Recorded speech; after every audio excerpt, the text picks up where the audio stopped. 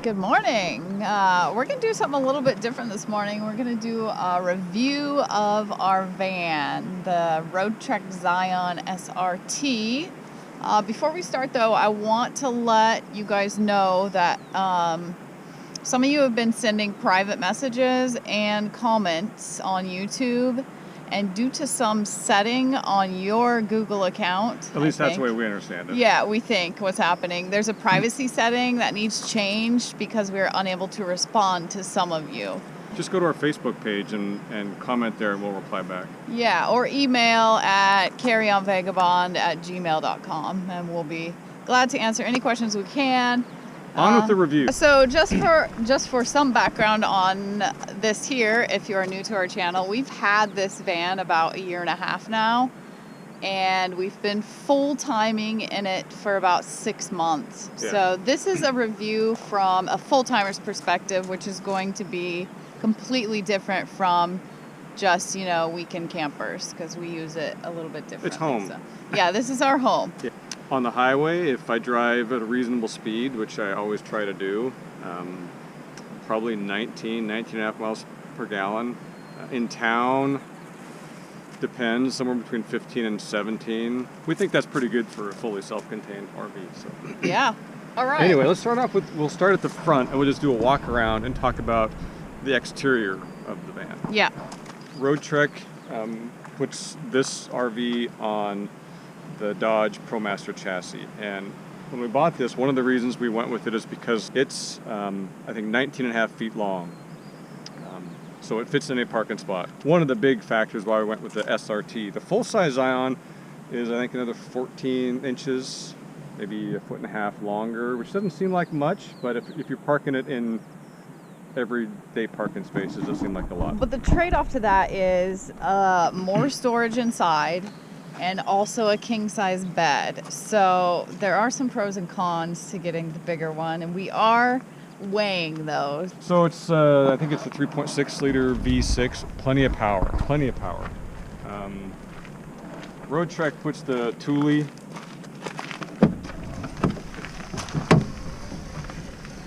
That was a little slow going. I'm probably going to disconnect them.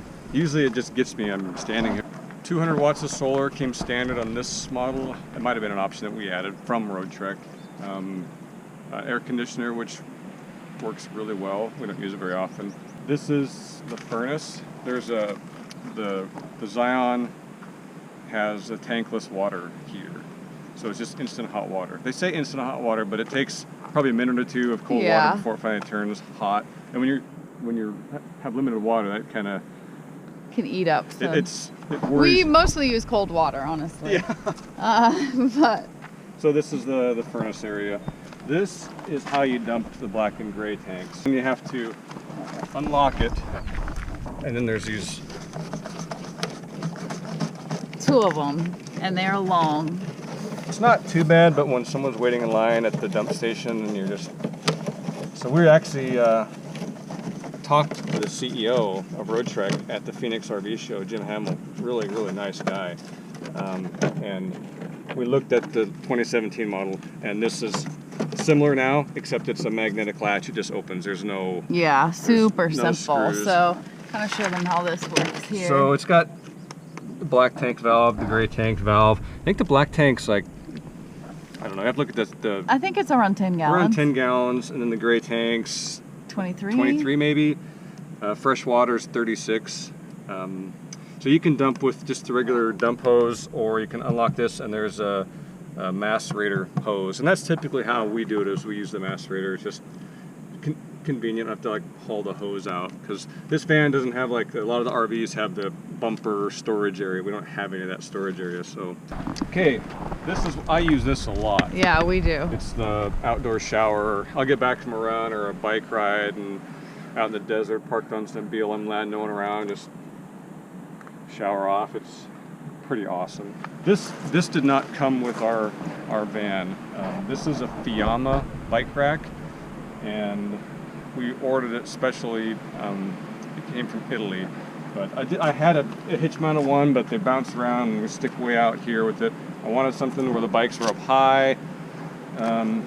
not as convenient for thieves. And plus, when you're parked somewhere, you're still in a parking spot. But this, it doesn't seem like it extends the van out too much. If it was down low, it just makes it seem like it's sticking out farther than it really is. This is the propane tank. And we also talked to Jim Hamill, the CEO of Roadtrek, about this. It's not a huge deal, but the angle of this is down low enough that occasionally the fill, when you go to the propane fill station, if their handle's a little too long, they can't get the angle right enough to get in there. I've actually had to drive this up on blocks twice in the last year and a half because they had an extra long hose handle for their propane just to get it. So Mr. Hamill said he was going to probably do something with an adapter on here that points it out. So simple fix. I think the propane tank is 5 or 7 gallons. We do have patio lights here and an awning. Let's check that out. The awning is made by Fiamma also. Now that came with, that was an option with the RV. Right. And if you've watched our videos, you've seen it in and use. out. Yeah. This is nice when you're in Galveston, Texas, and the mosquitoes are horrific. Yes, but they still found their way in, so.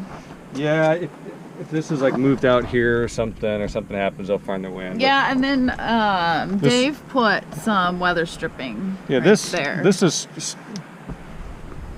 the screen is straight and the door is not quite straight, so I put this weather stripping on there because there was a gap. You can kind of see how that was. You see it tight down there and loose up here, but if I give it a good slam, it seals up pretty well. It's better than nothing. This screen has been great, but you do have to finesse it a little. You can only push it and pull it from one certain angle, otherwise it does not work. But all right, let's move it to the inside. Yeah, I think that was it for the outside. Okay. Welcome to our home. Where should we start? Well, I guess we'll just start by saying that typically we have more stuff in here, but we're just wrapping up selling our condo, so we're washing all the bedding right now. Yeah. We're like using the laundry. We had the fridge or the freezer was a little bit frosty, so we pulled everything out of almost everything out of the freezer and fridge so we could defrost it. So now show them how big this fridge is. This is one of my favorite parts here. Not only is the fridge up high, but it is quite large. I think it's 5.5 cubic feet or something like that. And the freezer itself is pretty big. Now what happens is if this door is ajar at all, if something is pushing out on it, it will frost up really easily. So you really have to make sure that is sealed. A lot of storage. Yeah, this pantry is really nice. Don't mind the mess. We haven't organized that in a while. Shut that real quick. Whoops. This is her entire closet and wardrobe. Yep. That's it.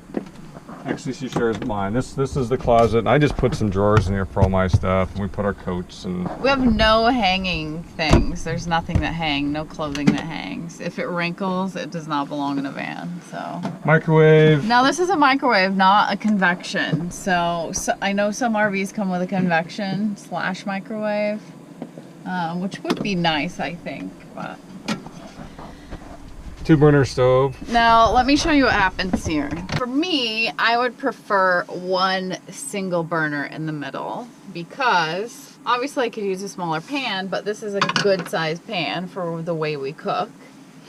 You can't put another pan here, and this only heats on part of this pan. So I'm only getting heat on this. We want a 1-burner induction. Yeah, and we could switch this out for a 1-burner induction. But anyway, for us, this is a waste, and then this isn't fully functional. So right. They do make special pans that fit on there, but we just like this pan. We like this pan.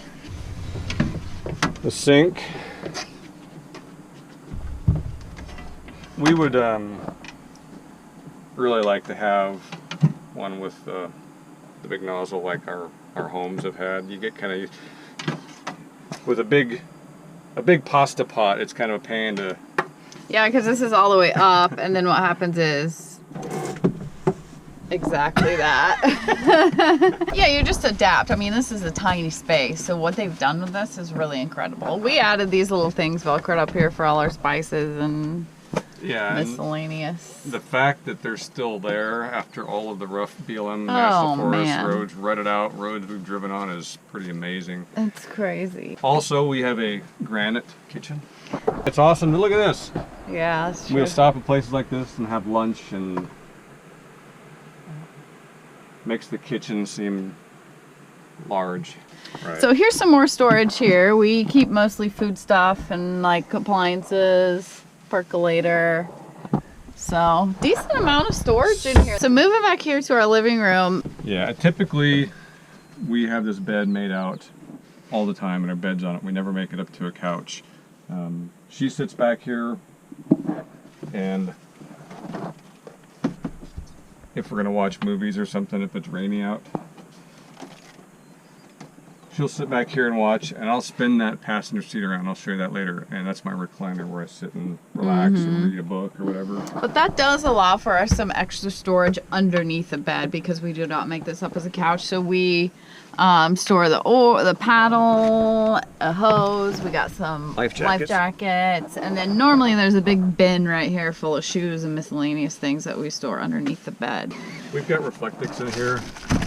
Yeah, one thing you learn when you're full timing is you have got to insulate. This bed, it's got a little board there, and then just like anything else.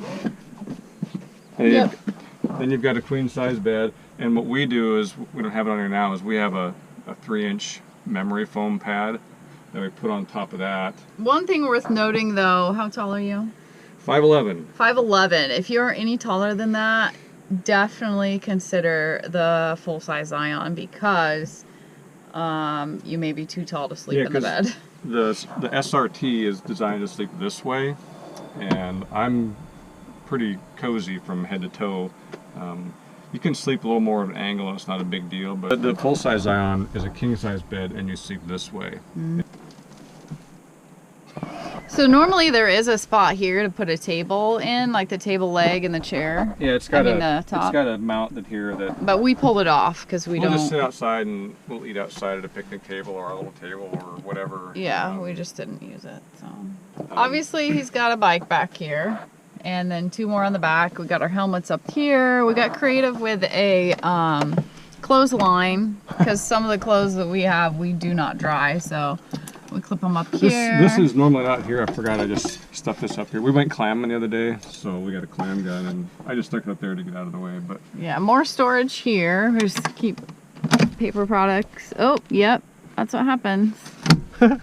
And more storage here, same as the other side. A little bit of storage in here. The inverter's in there. I think it's a 2,000 watt inverter. We can easily go 5 days if we're just, you know, not reckless with our water use before we have to dump tanks. And well, you can usually go 10 days with water unless we're, you know, showering a lot because of whatever. Yeah, it's a lot. I mean, 36 or 7 gallons is a lot of fresh water, honestly. Yeah, and you don't. You're conservative. I mean, you just naturally are. You take quick showers. So on to the bathroom here. This is a big, spacious. This is aftermarket. Yeah. Oh yeah. So Dave put this on. This real quick. Yeah. This is the latch. If you don't have this up, you drive around the road, this will start swinging open, and it's a giant pain. So what the factory is, they have this, and that goes down, and it's kind of a. In fact, this screw wasn't there. It's just supposed to go up and then latch, and we kind of forget to do it all the time. We kept forgetting, yes. Because when you're parked somewhere, you don't want to do that every time you go to the bathroom. So then when you leave, you forget. And it's not noticeable. This, we just try to do it every time you use the bathroom. I just bought this at Home Depot or something. Yeah. And that makes all the difference in the world. I can't tell you how many times you drive down the road and hit a bump and doors swinging open and... It's happened more than once. This is how we do garbage. Swanky garbage. These things are awesome. Yeah. kind of a mess in here. Oh yeah, it is. But, you know, we're in the process of cleaning, so. I hung shoe organizers on the doors, and just for random stuff you want to get to, and same on both sides. We never use a sink. No, we use that for storage. Yeah, I would take it out, but this is all molded part to it. So, like I said before in another video, there's a lot of compromises in living in a small van, and if I could add 2 of something, it's not going to be sinks. You know, I mean, we brush our teeth in there or outside. It's Yeah. anyway, So did but you? I have plenty of room to shower in here, and it's not a big deal. The door is shut when you're using the bathroom, either showering or otherwise. This latch is here. This is me in the bathroom. Welcome to the bathroom with Dave. So yeah, it's not bad.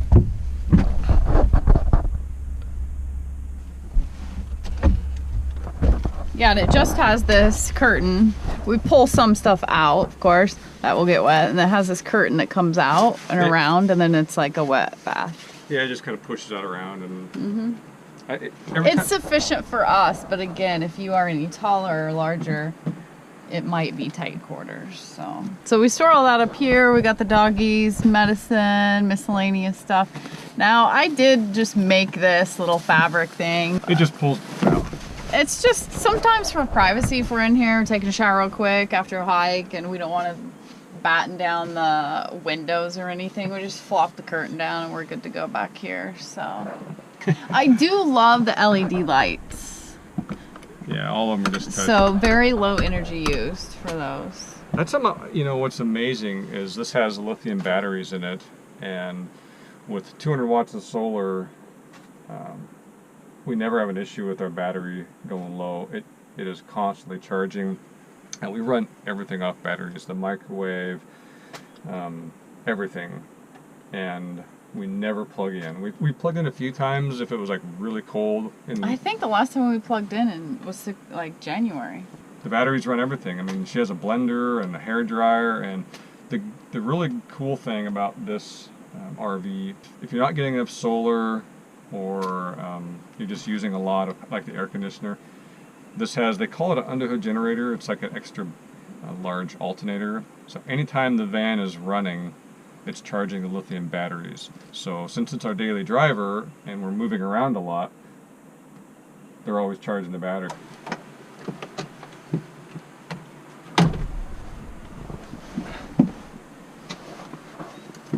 This is where I spend my evenings reading. Now, I don't find these seats that comfortable up here, so I got a seat pad. And then I also got this for a lumbar because you got to have a hot dog pillow in the van. Yeah, they just don't fit my body very well. We could open the back doors. Oh yeah, well, we got to show them the back doors.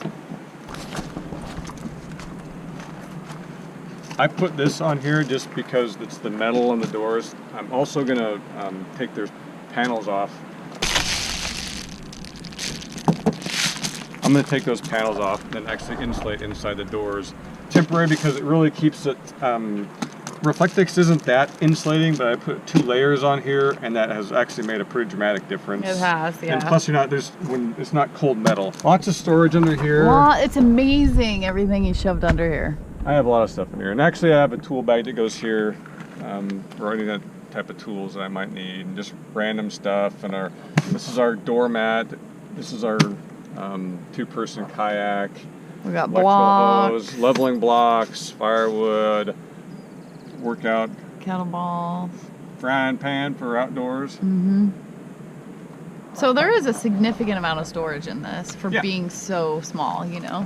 I know there's a lot that we've left out. I just don't. It's kind of overwhelming. So we get so many questions about this that we thought we'd just do a quick review and overview of what we have and how we use it. Now the question, would we buy this one again? Oh yeah. Yes. Yeah. Absolutely. Are we considering that slightly larger one? Yes. We actually looked at the Roadtrek RS Adventure at the road show, at the RV show in Phoenix. I know. There's a video on it, go back and watch it, but I'll put a link right up here. It's tempting, but it's longer. It's got the dual tires. It's diesel. It's got radiant floor heating. It's got the index. All that stuff is very tempting for us, but they're so expensive. Yeah. And even if it was the same cost, I'm really happy with the Dodge chassis, the front wheel drive. You know, you have to look at what's out there to see what configurations work best for you. I mean, if I could go through and you know, build one myself, I might do a few things different. But I think Roadtrek really nailed what they did in this one. This was definitely the best choice for us. This, I will say, so easy to drive. Do I drive it very often? No. But it is so simple to drive. I mean, it drives just like a car. We had a Nissan pickup, 4-wheel drive. Terrible turning radius.